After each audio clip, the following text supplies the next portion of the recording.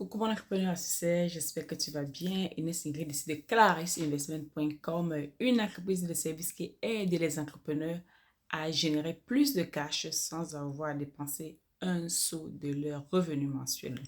Aujourd'hui, je viens de parler de ta finance personnelle parce que j'ai bien foi que celui qui ne sait pas gérer ses finances personnelles en tant que chef d'entreprise ne saura pas non plus gérer les entreprises, les finances de son entreprise parce que tout cela est transférable. Cela veut dire que ce que tu fais de mauvais dans ta vie personnelle, très forcément, tu répéteras la même chose en tant que CEO, en tant que chef d'entreprise. Et comme bien sûr, la finance, c'est l'essence même de ton entreprise, la mauvaise gestion va juste et je vais dire éteindre le travail que tu as fait depuis très longtemps. Donc, il est vraiment important pour un chef d'entreprise d'avoir la gestion financière assez facile, comme également les ventes assez faciles parce que ces deux choses-là sont les indicateurs clés du succès de ton entreprise. Sans plus tarder, je viens te parler de comment est-ce que tu peux prendre le contrôle de ta finance personnelle. Quelles sont les astuces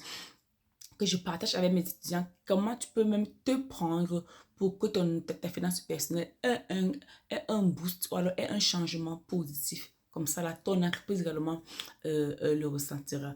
La première des choses que je vais toujours demander aux gens de faire, c'est d'avoir une visibilité, n'est-ce pas? Beaucoup de personnes n'ont pas de visibilité sur leurs finances personnelles. Ils savent au moins combien ils sont payés par mois. Ils ne savent toujours pas combien ils dépensent par mois. Comme je le disais encore plus tôt, si avoir un fichier Excel est un peu compliqué pour toi, moi je conseille toujours de chercher peut-être des applications où tu peux aller peut-être rentrer tes revenus et tes dépenses fixes dans cette application-là. Comme ça, là, pour cela, tu pourras au fur et à mesure que le temps passe avoir une gestion financière ou alors avoir une visibilité. Ici en Amérique du Nord ou en Europe, il y a ce qu'on appelle Personalized Finance. C'est des applications où tu peux également mettre tes revenus, tes dépenses et après ça te donne un peu ton niveau d'endettement ou ton niveau de cash. Comme ça, tu auras au moins une idée de combien tu restes dans ton compte bancaire, si ton compte bancaire est réel, si tu fais les dépenses inattendues. Au moins, en fait, tu as quand même une idée en fait sur ta gestion de finances. Ça s'appelle Personalize Your Finance. Un peu comme en français, personnaliser tes finances. Également, plein d'applications comme ça là sur Google. Je vais vraiment vous mettre les liens dans les commentaires qui pourront vous aider très forcément à l'avenir de vouloir peut-être rentrer dans ces applications-là, c'est de mettre vos revenus et vos dépenses, surtout les dépenses fixes, les amis. Surtout les dépenses comme les dépenses de location, dépenses de garderie des enfants, le budget peut-être pour la nourriture, enfin les dépenses qui sont fixes et qui sont récurrentes pendant le mois pour vous permettre d'avoir cette traçabilité dans vos finances tous les jours. La deuxième des choses, c'est que je le dis toujours, c'est pour pouvoir travailler sur ces finances personnelles, il faut également que tu regardes en fait tes dettes. D'accord? On a tous des dettes. Dans ta vie personnelle, tu en as plus que les autres, tu en as moins que les autres. Mais c'est rare de voir une personne sur cette terre qui n'est pas endettée. Même les milliardaires sont endettés. Ça, c'est une chose. Maintenant, il y a ce qu'on appelle la mauvaise dette et la bonne dette. Ce sera l'objet de notre life. D'accord? Les dettes à la consommation, généralement, sont les mauvaises dettes. C'est les dettes qui prennent un coup sur votre crédit. Le crédit à la consommation qui peut également impacter votre endettement sur le long terme ou sur le court terme. C'est pour ça qu'il faut toujours regarder les dettes. Quelle est la dette? Tu as une dette tu as un crédit sur ta voiture, tu as un crédit personnel, peut-être tu as peut-être pris pour peut-être résoudre un problème à temps, un problème sur le temps temporaire, mais toujours est-il qu'il y a la dette. Alors, quel est donc le niveau de ta dette à l'heure actuelle? Quel est le niveau de ta dette à ce jour? Et comment comptes-tu le faire pour le résoudre? Tu ne dois pas avoir une dette à vie. Quand on estime atteindre la richesse financière ou la liberté financière, on ne devrait pas avoir la dette parce que la dette ne va pas t'aider à avancer. Il faut toujours se sacrifier à un moment donné et payer cette dette-là. Et maintenant, partir maintenant de ce que j'appelle du cash négatif qui fait que tu es dans la dette pour pouvoir maintenant avancer dans le cash positif qui va te permettre plus tard de vouloir maintenant atteindre la liberté financière. Donc, regardez la dette et paye-les. Au pire de quoi, même fais-toi un niveau de dette, un total de dettes. Soit tu les consolides, tu les payes à la fois, ou alors tu te crées un échéancier sur le moyen terme ou sur le long terme, maxi 5 ans, pour que tu puisses les payer, mais concentre-toi à les payer très rapidement, maxi 3 à 5 ans, dépendamment du niveau de la dette. Tu as comme à plus de 10 000 € ou 10 000 $, paye-les très rapidement si tu peux. Même s'il faut que tu sois à 100 $ par mois ou 100 € par mois. Et si tu es en francs CFA, 2, 3, 4, 5 millions, mets-toi un plan de paiement en jeu. Mais pourvu que tu dois te la payer maxi dans 3 ans. D'accord? C'est vraiment important, les amis, de se donner un délai pour les paiements de la dette. Ça, c'est important. La quatrième des choses, c'est le budget. Tout ce que tu vas faire dans tes finances, c'est de te définir un budget, un niveau de dépenses que tu ne dois jamais dépasser. Si tu te dis bien jamais, parce que d'aucuns, surtout dans la communauté africaine noire, on se dit toujours que c'est pas grave si je paye 1 € de plus, c'est pas grave si je paye 4 $ de plus, c'est pas grave. 4 $ multiplié par 10, par 20, par 30, ça fait un argent que tu vas peut-être payer une facture avec. Donc, quand tu veux travailler sur tes finances, il est important d'être rigoureux. La rigueur, c'est la clé.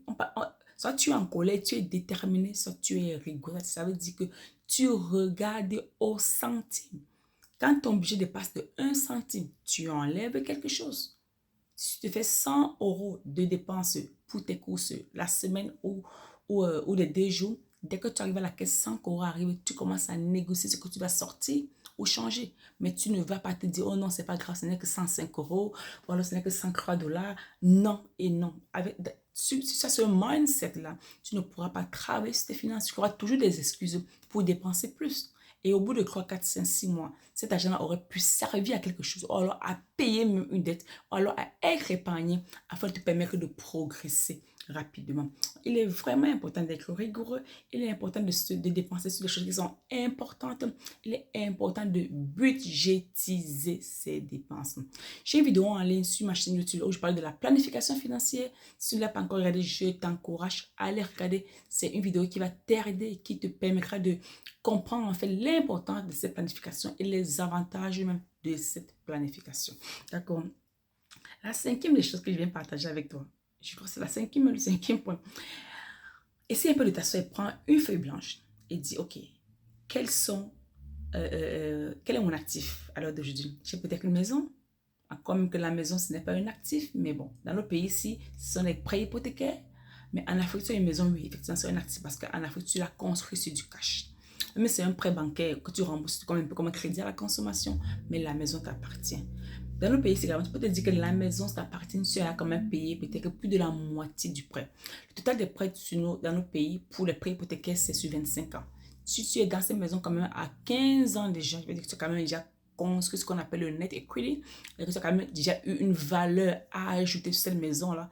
Ça veut dire que oui, sur 10 ans de paiement sur ton prêt immobilier, très forcément, la maison peut t'appartenir parce que tu restes 10 ans à payer et cela sera faisable. Donc, tu as quand même construit une base d'équité, si vous parlez ainsi comme ça, là, sur la maison. Ça fait que si demain tu revends la maison, tu pourras franchement avoir de quoi vivre pour ta retraite parce que tu as déjà construit très clairement la base même du prêt. Donc, voilà. Prends une feuille, tu te dis, bon, quel est l'actif? Qu'est-ce que j'ai à mon actif aujourd'hui? J'ai peut-être un terrain, j'ai peut-être 1, 2, 3, 4, 5 maisons, mais qu'est-ce que j'ai en ce moment-ci? J'ai 30 ans, qu'est-ce que j'ai? J'ai 40 ans, qu'est-ce que j'ai? J'ai 45 ans, qu'est-ce que j'ai? J'ai 50 ans, qu'est-ce que j'ai? La retraite, c'est dans 15 ans, soit 50 ans, 150 heures de travail. Alors, qu'est-ce que j'ai? Quelle est ma planification financière? Quel est mon montant même de la retraite? Qu'est-ce que j'ai en ce moment? C'est que si je ne peux plus travailler, cela puisse me permettre de vivre. C'est ça, c'est ton actif. Tes dettes, j'en parlais plus tôt. Tu programmes un feu blanc, tu récapitules le montant de tes dettes.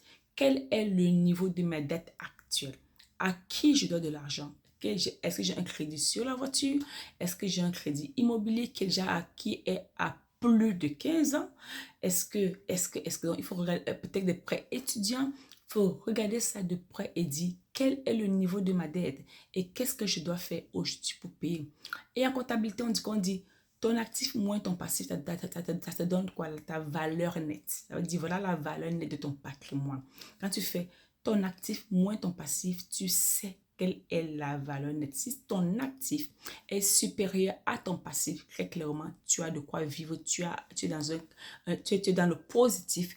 Donc, forcément, tu as un peu d'argent, tu as un peu de valeur qui est dégagée. Mais si, par contre, ton passif est supérieur à ton actif, donc très clairement, tu es encore dans l'endettement il faudrait que tu travailles dur pour sortir de cet endettement parce qu'on ne peut pas construire une richesse financière sur l'endettement.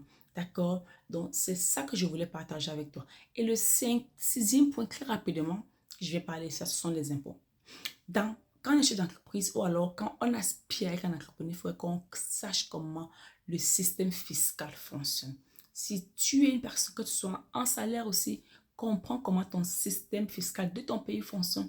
Comme ça, là, tu vas comprendre également qu'est-ce qu'il y a à déduire pour pouvoir me donner des crédits d'impôt, pouvoir réduire mes impôts à payer. Comme ça t'aide également à économiser un peu d'argent au fur et à mesure si tu payes les impôts dans ton pays. D'accord les amis? Dis-moi ce que vous en pensez en commentaire. J'ai hâte de vous lire s'il vous plaît. Et surtout si vous avez des personnes que vous connaissez, partagez cette vidéo très massivement, surtout aux femmes comme moi je suis là pour accompagner. D'accord? Parce que quand une femme prend le contrôle de ses finances, c'est une famille qui est transformée. Au revoir et dans une autre vidéo.